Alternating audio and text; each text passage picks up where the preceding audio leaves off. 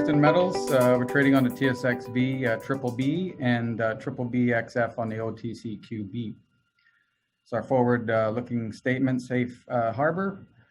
Our plan is to unlock shareholder value through systematic exploration on what we believe are significant high-impact exploration assets, and then we seek to monetize select projects through strong JV partnerships. We believe we have a very strong technical team. We're geology weighted, we're a discovery driven team, but we believe we have the right ingredients. We've got a proven track record of building companies. We've got mine building experience on the team, and we've got a great group of finance people on the team as well. So Brixton is currently trading around 33 cents Canadian. That provides for about a 60 million market cap with our 182 million shares outstanding, which is including the post-finance number with a recent addition. Mr. Robert Friedland took down $2 million recently of Brixton, which is a very strong endorsement. So if you look at Brixton, $5 million in cash, shareholders like Eric Sprott, Robert Friedland, and Rob McEwen, our top three shareholders, obviously management with skin in the game. And this year actually marks the 10-year anniversary for Brixton. We got listed 10 years ago, December. And the last couple of years have been pretty exciting for us with a bit of a renewed interest in the space, capital starting to come back, and we're able to actually get some meaningful dollars in the ground and work on these interesting projects. The company's traded 155 million shares year to date.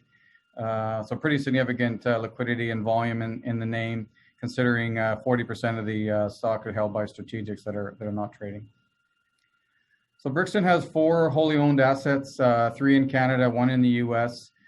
Today I'm going to talk about the Thorn Project, a little bit about Hog Heaven and Langus.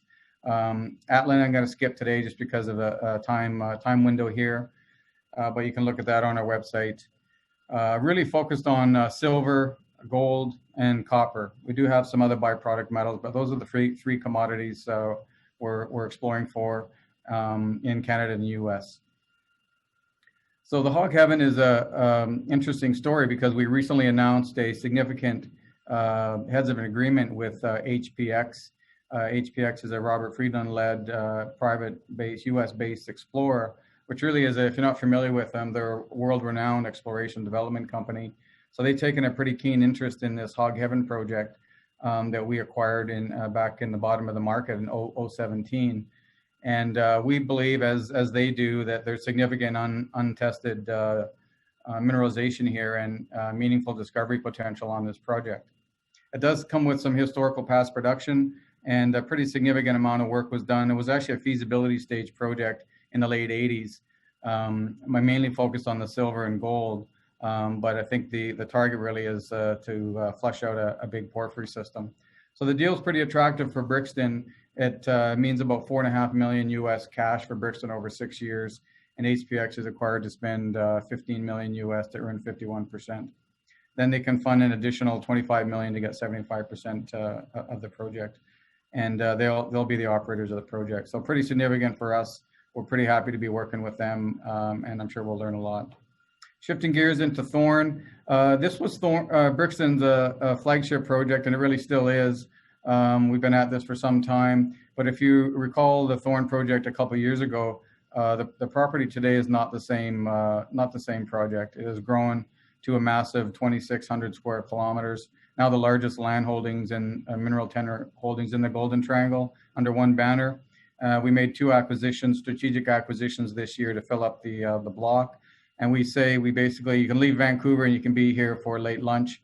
We have tidewater potential access and road access to the southern end of the property. This year has been a big focus at Thorn on the district scale potential to look for other new targets on the property. You can see by this map represent a 70-kilometer long mineralized trend. And I would say net of the sampling that we did, we collected about 6,000 soils and 1,300 rocks this summer, and we data mined a lot more than that last summer. So we've got a pretty good database to work with, and you can see a cluster of areas like Camp Creek, the West Target, Metla, East Target. We've got several large-scale porphyry targets here. In addition to that, there's a number of gold zones that stand out. meaning the outlaw zone, which is where we were drilling this year. This is a 4-kilometer long sediment-hosted gold target. And then the Trapper zone, which was a combination of the work that we did and also the acquisition from Kodiak on the Trapper property, that's a 5-kilometer gold anomaly. So we've got some large-scale gold and copper targets on the Thorn Project. And I think over the next few years, it's going to be pretty exciting what we can generate. Twofold. One is to test for new discoveries on new target areas that have not been drilled. And the second one is to build out our resources here and to get these into resource category. Some of the drilling we did this year, we drilled a couple of deep holes in the Camp Creek blind porphyry target in between hole 150 and hole 162, where we encountered significant mineralization in 2019. We drilled down to 960 meters in this hole 181. So stay tuned for results on that. We're actively drilling in Ontario on our Langus Mine project. This is a historical past producing mine in the Canada's Cobalt Camp, which still is Canada's largest silver producing district. Over 550 million ounces of silver came out of the camp. The Langus Mine produced about 10.4 million ounces of silver at 25 ounces per ton. And our Hudson Bay asset produced 6.4 at 123 ounces per ton. So our goal is to do some high density drilling here. We did some surface sampling this fall. We did some surface trenching, and we pulled a 0.4 meter trench that ran over 3 kilos of silver. And we also pulled some bonanza grade samples of silver cobalt from this surface vein. So our goal right now is actually working in and around this shaft number 3 to basically work towards building a maiden resource here. And that's going to account for about 20,000 meters perhaps over the next 5 months here at Langus, and we think that's enough drilling to at least start on a maiden resource on this high grade silver and cobalt resource. So in summary, I believe that Brixton has a very compelling diversified precious metal and base metal portfolio and stable mining jurisdictions. We've got a strong shareholder base with management invested, and we've got multiple drill-ready targets for resource expansion. And you're getting exposure to massive land positions in Canada and the U.S. And we have significant upside yet to come through the HPX-funded joint venture that we have. So with that, I'll turn it back over to Gwen, and I want to thank you very much.